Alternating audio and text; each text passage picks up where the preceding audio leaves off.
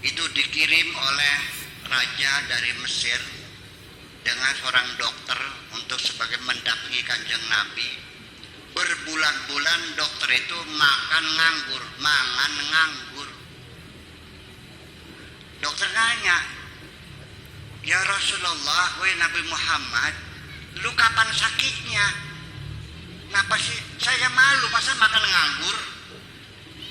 Jadi kamu nunggu saya sakit gitu. Saya malu, ya udah kamu pulang lagi aja dah. Sana pulang ke Mesir lagi. Suruh pulang lagi. Karena menunggu orang sakit, nunggu Nabi sakit nggak sakit-sakit. Ya kenapa Nabi sakit? Tidak sakit. Ya karena jiwanya seimbang, damai hatinya. Nanti akan kita terangkan bagaimana kita menciptakan hati yang damai itu. Nafsu yang mutmainnah, al-qulubul mutmainnah. Ala bidzikrillah tatmainnul qulub. Bagaimana hati kita ini damai supaya kita tidak mudah kena sakit. Nah, ibu-ibu dan bapak sekalian, nanti ada tanya jawab ya. Ya, oke deh.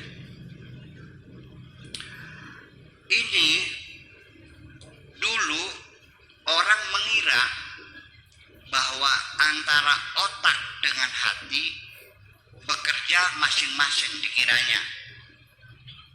Dikiranya dua alat yang bekerja masing-masing. Baru beberapa tahun terakhir itu dikemukakan memang ada koordinasi. Ada kerjasama antara otak dengan hati ini.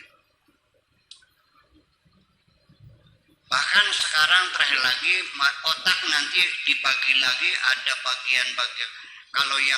Kalau bekerjanya itu ngurusi hitung-hitungan matematika, ini kotak kiri. Nanti kalau masalah bahasa, keindahan, sastra, kesenian itu otak kanan. Nanti terakhir otak tengah lagi. Setiap hari terus bermunculan teori-teori baru, semakin menambah kita yakin kita kepada Allah Subhanahu wa Ta'ala. Ibu-ibu sekalian, begini, bahwa sebetulnya hati kita ini hanya merupakan alat sebetulnya mah. Seperti TV. Ada nggak orang yang operasi jantung, diganti jantung dengan jantung babi? Ada nggak? Dengan jantung orang lain. Tapi lalu mikirnya berubah nggak? Enggak kan? Masih ingat kan berarti? Termasuk Pak Dahlan ya, apa namanya tuh? Menteri Dahlan Iskan itu berhasil. Kalau Nurholis Majid gagal, dia meninggal sampai akhirnya mati. Kecerdasannya menurun nggak? Enggak. Apa yang dia ingat dulu masih ingat nggak? Masih ingat, nggak berubah kok. Jadi itu ya. Jadi hati kita ini sebetulnya bukan dia yang bekerja. Dia hanya sebagai alat receiver. Ya. Kenapa? Karena Allah mengirimkan gelombang sinyal. Ya. Jadi tergantung. Ibu TV-nya ganti. Sekarang TV-nya apa, Bu? Panasonic. Apa? Oke. TV sekarang diganti. Yang paling bagus apa sekarang? Sony ganti, udah ganti. Diganti.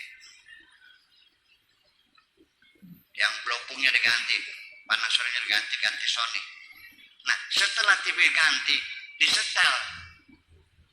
TV One keluar enggak? Keluar. RCTI. Tahu RCTI? Randa cilik turunan Indramayu. Keluar juga. TV One keluar juga. Jadi ini hati kita ini adalah seperti pesawat televisi itu. Dia baru bisa menyala kalau ada gelombang yang masuk. Nah, itulah persoalannya. Jadi jangan dikira seperti itu.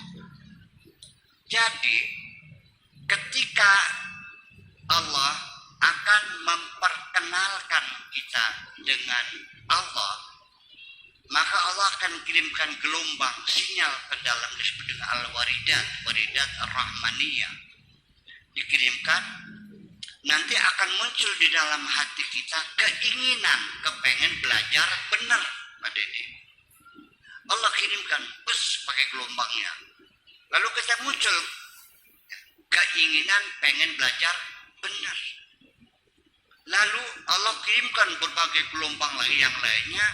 Nah, nanti pada kesimpulannya ketika Allah ingin memperkenalkan supaya kita kenal kepada Allah, nanti Allah akan memberikan kesempatan orang itu bisa berkenalan dengan orang yang sudah kenal Allah. Dan nanti orang itu